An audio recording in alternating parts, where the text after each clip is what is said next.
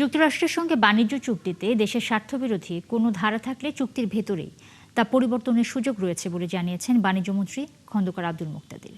শুক্রবার দুপুরে সিলেট আন্তর্জাতিক বিমানবন্দর সংলগ্ন 22 টিলা ন্যাচারাল পার্কের উন্নয়ন কাজ পরিদর্শন শেষে সাংবাদিকদের কথা বলেন তিনি।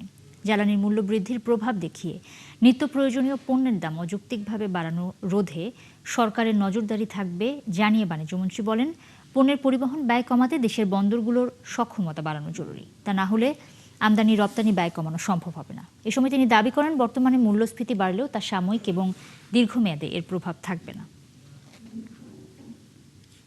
দুটো রাষ্ট্র কোনো চুক্তি করলে চট করে সেটা থেকে এরকম ইচ্ছা স্বাধীন পরিবর্তন করা যায় না। তবে চুক্তির মধ্যে তো বিভিন্ন ধারা থাকে, দুইটা পক্ষ, কিছু ধারা একটা পক্ষের অনুকূলে যায়, আরেকটা পক্ষের অনুকূলে আরো কিছু ধারা যায়। এটা মিলেই তো চুক্তি, দুই পক্ষের জন্য একটা উইন উইন সিচুয়েশন তৈরি করার প্রয়াস থেকে চুক্তি। তো চুক্তি যেটি হয়েছে এটির বাস্তবায়নের সময় যদি এমন, আমি আবার পরিষ্কার করে বলছি, এটির বাস্তবায়নের সময় এমন কোনো কিছু যদি আমাদের সামনে আসে বা প্রতিভাত হয় যে এটি বাংলাদেশের স্বার্থের অনুকূল নয়, তাহলে সেই ধারা সংশোধন করার সুযোগ এই চুক্তির ভিতরেই রয়েছে।